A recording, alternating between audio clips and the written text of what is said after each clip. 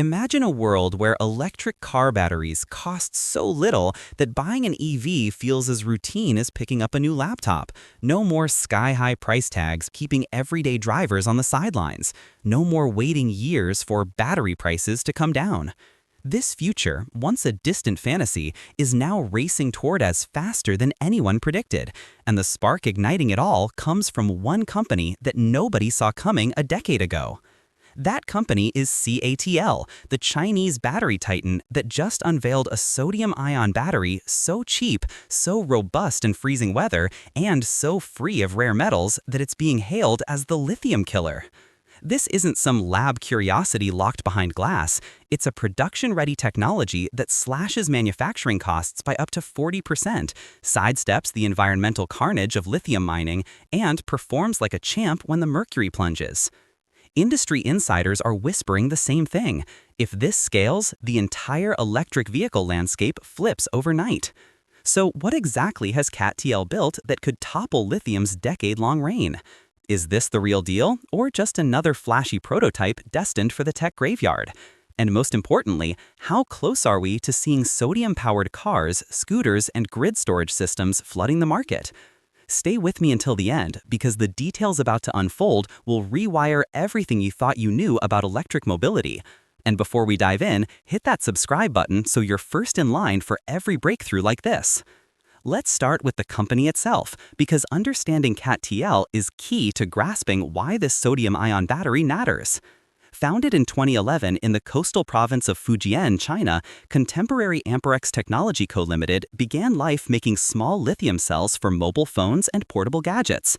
Back then, nobody could have guessed that within 12 short years, this startup would eclipse every rival to become the single largest battery manufacturer on planet Earth. Today, CATL's sprawling campuses churn out millions of cells annually, enough to power roughly 1 in every 3 electric vehicles sold globally. Walk into a Tesla Model 3 built in Shanghai, a BMW iX cruising Munich boulevards, a Hyundai Ioniq 5 zipping through Seoul, or a Volvo EX30 rolling off Swedish lines, and there's a solid chance the heart beating inside is a CATL pack. Even BYD, the Chinese EV colossus that prides itself on vertical integration, quietly respects CATL's engineering prowess. Mercedes-Benz, Kia, Ford, Honda, Volkswagen, name a major automaker, and CATL either supplies them directly or collaborates on joint projects. This isn't regional dominance, it's a global stranglehold on the very component that makes electric driving possible. How did CATL pull this off? Relentless, almost obsessive investment in research and development. Every year, the company funnels billions of dollars into thousands of engineers scattered across labs in China, Germany, Japan, and North America. While competitors tweaked yesterday's lithium chemistry for marginal gains, CATL was already 3 steps ahead, quietly perfecting lithium iron phosphate cells, exploring manganese-rich variants, prototyping solid-state designs, and crucially, betting big on sodium-ion technology. Remember when the world assumed Tesla would vertically integrate and build its own batteries to rule the industry? Reality check? Tesla's Chinese market Model 3 and Model Y rely heavily on CATL's LFP packs, the same cells that helped slash entry-level EV prices and made range anxiety a little less terrifying. CATL didn't just ride the lithium wave, it engineered the cost curve that turned LFP from a niche chemistry into the default choice for affordable electric cars. So when CATL speaks, the entire automotive planet listens, because a single announcement from their Fujian headquarters can shift billions in capital allocation overnight. Now, to appreciate why sodium-ion batteries are sending shockwaves, we need to confront the ugly truth about lithium-ion, the technology that powered the EV revolution but is now buckling under its own weight. When lithium cells first hit the scene, they seemed miraculous, lightweight, energy-dense, capable of rapid charging. But the honeymoon is over, and the cracks are impossible to ignore. Start with cost. Between 2020 and 2022, the spot price of lithium carbonate skyrocketed from $6,000 per metric ton to a staggering $80,000, a 13-fold surge that rippled straight into sticker prices. Every spike in raw material costs translates to thousands of extra dollars tacked onto the final vehicle price, keeping electric cars out of reach for the majority of global consumers. Mining lithium is an ecological disaster masquerading as progress. Extracting a single ton requires roughly 2 million liters of water, usually pumped from fragile desert aquifers or evaporated from salt lakes in the so-called lithium triangle of Chile, Bolivia, and Argentina. Entire indigenous communities watch their rivers shrink while multinational miners grow rich. The process leaves behind contaminated soil, poisoned groundwater, and barren moonscapes where crops once grew. Then there's cobalt, the stabilizing element in many high-performance cathodes, sourced primarily from the Democratic Republic of Congo under conditions that range from exploitative to outright horrific, with documented child labor and collapsing artisanal tunnels. The green revolution is running on batteries stained with human and environmental cost. Supply chain fragility compounds the problem. Over 70% of global lithium refining happens in China, with raw ore concentrated in Australia and South America.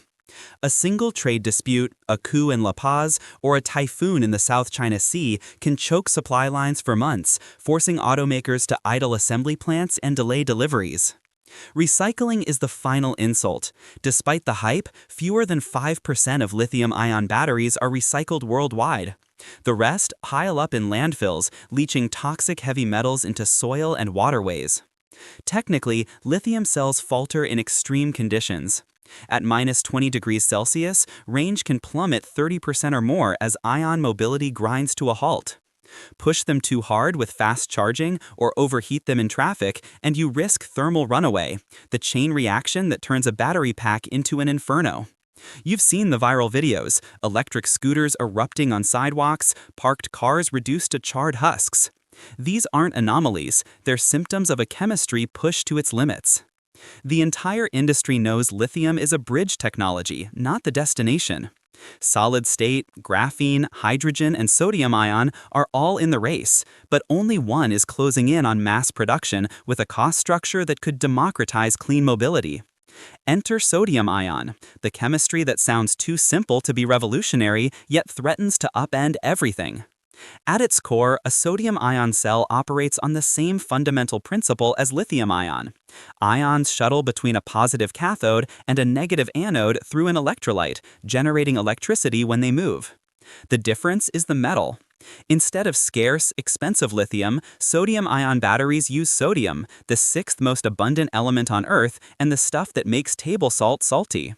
Sodium is literally dissolved in every ocean, embedded in every grain of desert sand, and extractable from common rock salt with processes that consume a fraction of the water and energy lithium demands.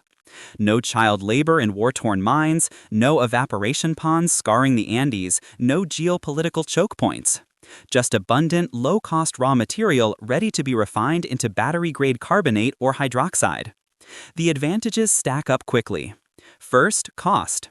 Early estimates suggest sodium-ion packs could be 30 to 40% cheaper than comparable lithium-ion units at scale, a savings that flows straight to the consumer. A $10,000 reduction in battery cost can shave $15,000 off the vehicle MSRP after markups. Second, safety. Sodium's larger ion size and more stable electrochemistry dramatically reduce the odds of dendrite formation and thermal runaway.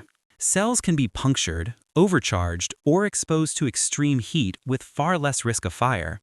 Third, cold weather performance. Where lithium cells freeze up, sodium keeps trucking. CATL's latest cells retain over 90% capacity at -20 degrees Celsius, a godsend for markets in Canada, Russia, Northern Europe, or high-altitude regions like the Himalayas. Fourth, sustainability. No cobalt, no nickel, no lithium means a supply chain that doesn't devastate ecosystems or exploit vulnerable communities. And because sodium is infinitely recyclable using existing hydrometallurgical techniques, end-of-life management becomes simpler and cheaper. Of course, no technology is perfect, and sodium ion has historically lagged in energy density, the metric that determines how far a vehicle can travel on a single charge. First-generation cells topped out around 160 watt-hours per kilogram, roughly half the 250 to 300 offered by top-tier lithium NMC chemistries. That gap meant sodium cars would need heavier, bulkier packs to match range, negating some of the cost advantage. But CATL's second-generation breakthrough changes the equation. By deploying high-capacity layered oxide cathodes and hard carbon anodes with optimized pore structures, the company has pushed gravimetric energy density to 200 watt-hours per kilogram, a 40% jump in 18 months, and now squarely in LFP territory. 200 WHK is enough for a mid-size sedan to deliver 350 to 400 kilometers of real-world range, competitive with today's entry-level EVs. And because sodium cells excel at high-rate charging, CATL claims 80% capacity in 15 minutes using existing DC fast chargers, a figure that rivals or beats many lithium packs. Perhaps the cleverest innovation is CATL's hybrid pack strategy. Rather than force an all-or-nothing switch, engineers designed sodium cells to slot seamlessly alongside lithium cells within the same battery module. Picture a 70 kilowatt-hour pack with 40 kilowatt-hours of high-density lithium for highway legs and 30 kilowatt-hours of ultra-cheap sodium for city commuting. The vehicle retains premium range while shaving thousands off the bill of materials. Automakers love this flexibility. They can tier their lineup with lithium-heavy flagships and sodium-boosted budget models without retooling entire platforms. CATL has already validated the concept in prototype vehicles, demonstrating thermal harmony, balanced state of charge management, and no degradation penalties at the pack level. Safety goes beyond fire resistance. CATL sodium cells pass nail penetration, crush, and overcharge tests with zero smoke or flame, earning praise from third-party labs.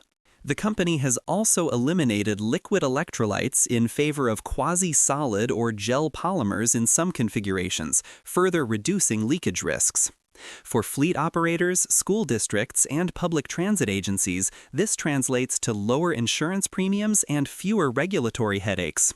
And unlike lithium cells that swell or vent toxic gases when abused, sodium packs simply shut down gracefully, a feature that could prevent the kind of PR nightmares that have plagued early EV adopters. Let's talk price in concrete terms.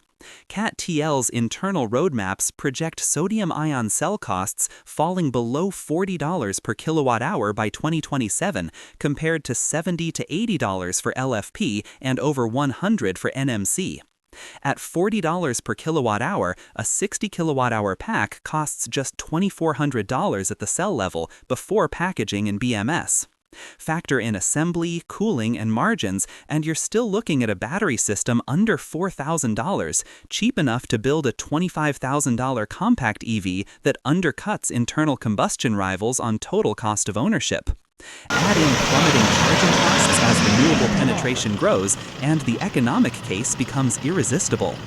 Governments desperate to hit carbon targets will pile on subsidies. Fleet buyers will mandate sodium for cost certainty, and consumers will vote with their wallets. But challenges remain, and anyone claiming sodium is ready to replace lithium tomorrow is selling snake oil. Energy density, while improved, still trails the best lithium chemistries by 20 to 30%. That gap matters for premium vehicles targeting 500-plus kilometers of range or for heavy-duty applications like semi-trucks. Cycle life is another hurdle. Early sodium cells managed 1,000 to 1,500 full cycles before dropping to 80% capacity, compared to 2,000 plus for LFP. CATL claims 2,000 cycles in its latest formulation, but real-world fleet data won't exist until millions of miles are logged. Scaling manufacturing is the elephant in the room. Lithium-ion gigafactories are optimized for cylindrical, prismatic, or pouch cells with specific chemistries and tolerances. Sodium requires different precursors, different coating processes, different drying protocols. Retrofitting lines costs hundreds of millions, and training a workforce takes time. Supply chains for anode materials like hard carbon derived from biomass or petroleum pitch are nascent. Securing hundreds of thousands of tons annually demands new contracts and quality standards. Recycling infrastructure is virtually non-existent. While sodium cells are theoretically easier to disassemble and reclaim, no commercial-scale hydrometallurgical plants are online yet. Regulatory bodies from NHTSA to UNEC to China's MIT need to draft new safety standards, crash test protocols, and transport classifications. Cold weather is solved, but extreme heat remains a weak spot. Sodium cells can overheat above 45 degrees Celsius, requiring more aggressive thermal management in markets like India, the Middle East, or the American Southwest. Fast charging, while impressive in the lab, stresses grid infrastructure. Rolling out sodium in mass means upgrading transformers and negotiating new demand response tariffs with utilities. Then there's the inertia of a trillion-dollar lithium ecosystem. Mining giants, refiners, cathode producers, and separator manufacturers have vested interests in perpetuating the status quo. Automakers have spent years qualifying lithium supply chains for warranty and safety compliance. Switching introduces risk. Investors who poured billions into lithium carbonate plants in the Atacama Desert won't pivot quietly. And yet, history shows that cost eventually trumps sentiment. When LFP cells debuted at scale in 2019, pundits dismissed them as low-energy relics. 5 years later, they dominate the mass market. CATL is betting sodium will follow the same trajectory, only faster, because the raw materials are orders of magnitude cheaper and the environmental optics unassailable. Industry reaction has been swift and revealing. Tesla, despite its public fascination with 4680 cells and structural packs, has quietly expanded its sodium-ion research team in Shanghai. Insiders report prototype modules undergoing low-temperature validation at Giga Nevada. Elon Musk, never one to ignore a cost curve, retweeted a sodium-ion paper last year with the caption, "Interesting." BYD, CATL's arch-rival, announced its own sodium program in 2023, targeting sub-$20,000 city cars. The two giants are locked in a pricing death spiral that benefits consumers. Over in Japan, Toyota sees sodium as a bridge to its solid-state ambitions, allocating pilot lines in Aichi Prefecture. Hyundai and Kia, already CATL customers, have signed MOUs to test hybrid sodium-lithium packs in the next-generation Kona Electric. European stalwarts like Volkswagen and BMW are hedging bets. VW's PowerCo subsidiary is scouting sodium cathode suppliers, while BMW's Neue Klasse platform leaves room for dual chemistry modules.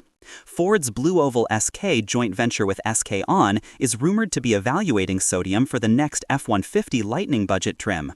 Even emerging markets are jumping in.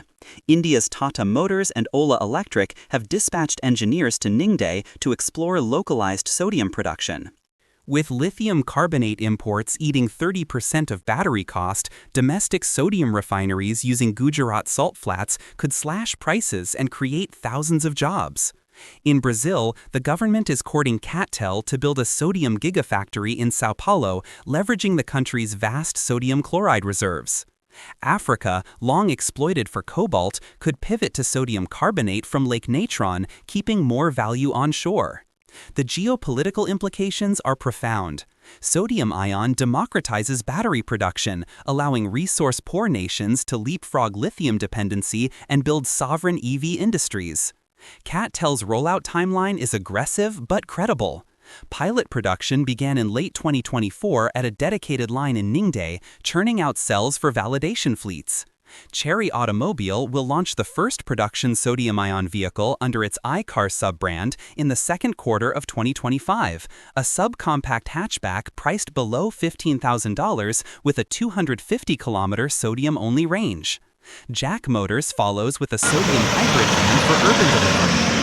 CATL projects 100 gigawatt-hours of sodium capacity online by 2027, enough for roughly 1 million vehicles annually. The company is simultaneously qualifying European suppliers for anode precursors and cathode active materials, paving the way for localized production in Germany by 2026. Recycling partnerships with Umicore and Redwood Materials are already inked, with pilot plants scheduled to process sodium black mass by 2028. Market forecasts vary, but the consensus is explosive growth. Bloomberg NEF predicts sodium-ion could capture 10% of the global EV battery market by 2027, rising to 25% by 2030, driven by cost-sensitive segments like city cars, two-wheelers, and stationary storage. In energy storage, sodium's advantages are even more pronounced. No fire risk, no cobalt, and tolerance for deep discharges make it ideal for grid-scale projects.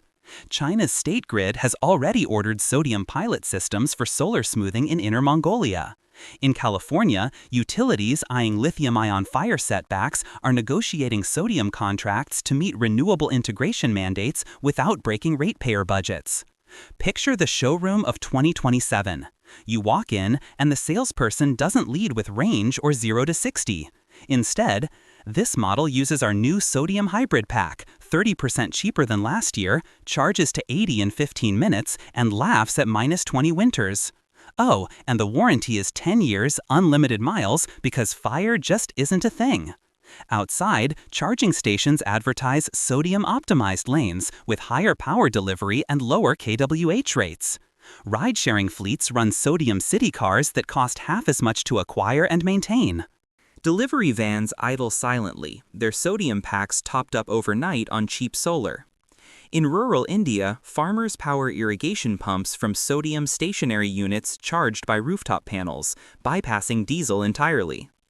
The ripple effects touch everything: lower urban air pollution, reduced oil imports, fewer mining scandals, and a battery industry no longer hostage to a handful of countries. Will lithium disappear? Not overnight. High-performance sports cars, long-haul trucks, and aviation will cling to lithium's density for years. But for the mass market, the 99% of trips under 50 kilometers, sodium is overkill in the best way. The transition will be gradual, then sudden, the classic S-curve of disruptive innovation. CATL isn't asking the world to abandon lithium, it's offering a parallel universe where clean mobility costs less than the dirty kind. And because CATL already supplies half the planet's EVs, the switch flips from the inside out. No consumer referendum, no government mandate required, just colder calculators in procurement offices choosing the cheaper, safer, greener option. Skeptics will point to past false dawns: fuel cells, zinc air, aluminum ion, all hyped and abandoned. But sodium ion's different. The chemistry is proven at scale in lead acid and nickel metal hydride precursors. The raw materials are measured in trillions of tons. The cost structure is locked in by physics, not wishful thinking. CATL's LFP playbook is the template. Start with low-end disruption, iterate relentlessly, and let economies of scale do the rest. By the time premium players realize the threat, the cost gap is unbridgeable. So where does this leave us in November 2025? On the cusp. Validation fleets are logging millions of kilometers. Safety certifications are in final review. Gigafactory earthworks are breaking ground from Jiangsu to Saxony. The first consumer sodium cars are months from showrooms. Analysts who dismissed sodium as a poor man's battery are quietly revising forecasts. Investors are piling into hard carbon startups and Prussian blue cathode patents. And somewhere in a Fujian lab, 1,000 engineers are already working on Generation 3, aiming for 250 watts per kilogram by 2028. The battery revolution isn't coming, it's here, wearing a CATL badge and running on table salt. The only question left is how fast the world adapts. Will legacy automakers cling to lithium until margins evaporate? Will oil states pivot to sodium refining to stay relevant? Will consumers in Jakarta or Lagos finally get an EV cheaper than a used Corolla? The answers will unfold over the next 36 months, but the trajectory is clear. Lithium built the electric age. Sodium will scale it to billions. And that, my friends, is the story of how a simple element found in every kitchen could power the biggest industrial transformation since the steam engine. The age of expensive, fragile, dirty batteries is ending. The age of cheap, tough, clean energy storage is just beginning. Subscribe now, because the next chapter writes itself in real time, one sodium ion at a time.